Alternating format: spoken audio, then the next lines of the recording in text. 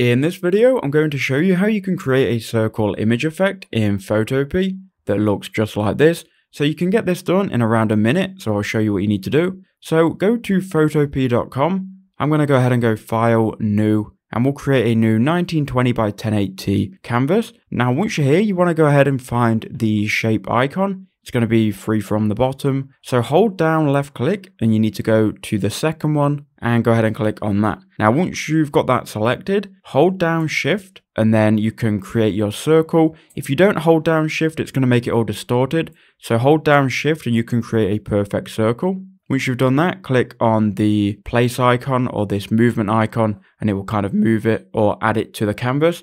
You can then click enter. Now what you need to do is find your image. So go File, go Open and Place, and then you can find your image here that you want to clip and mask into the circle. I'm going to choose this image here. Now once you've got your image on the project, just align it up with your shape, and you can see if you look at the layers, you'll have your image and then the shape. Make sure you've got the image selected, then right click and then go ahead and click on Clipping Mask. Then it will clip that image to the circle. You can then move the image around and resize it where you need it to be.